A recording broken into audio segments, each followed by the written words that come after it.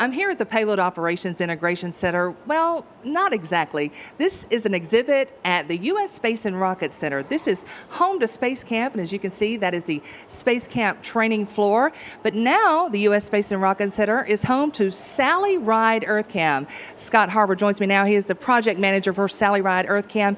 Scott, first of all, tell us about EarthCam and how it came to be here at the Space and Rocket Center.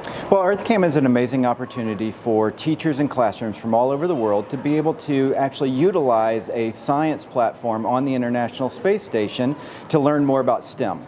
So they can 5 to 6 times a year they can go on board, or they can go on board through a web portal and actually request images based on the International Space Station's flight path. And that program came to us last July. It has been a program and a platform that's been on board since 2001. And now is here at the U.S. Space and Rocket Center. We operate in conjunction with the University of Alabama in Huntsville and Teledyne Brown Engineering 5 to 6 times a year.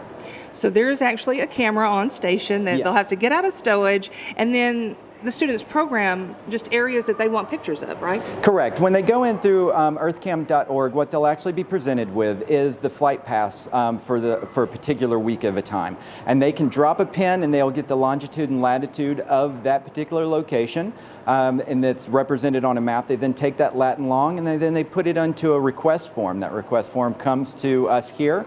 We turn it into a camera control file. We send it on station.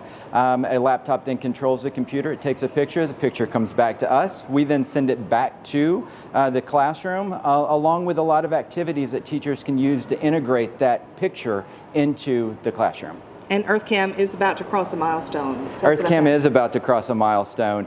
So each operational window is a week long, and this window coming up, that'll be April 12th through the 16th, is our 52nd window, so our 52nd mission. So that's a year of EarthCam operations in space, so we're pretty excited about that. That's a lot of pictures. That is a lot of pictures. We've got close to about 100,000 pictures on our gallery right now. All are accessible any time of year, even if there isn't currently a mission going on.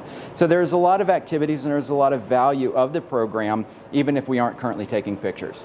And schools can still participate in this upcoming one, the 52nd one. Tell us how they can do that. Correct. So classrooms can sign up for a mission up to a couple of hours before the actual orbit occurs. So right now teachers can go on and sign up for an account. The week before the mission they can sign up for the mission, and they can pick those photos up to a couple hours before the orbit actually occurs. So we send up those camera control files on a daily basis. Give us that website again. That website is earthcam.org. It is www.earthcam, cam is spelled KAM.org.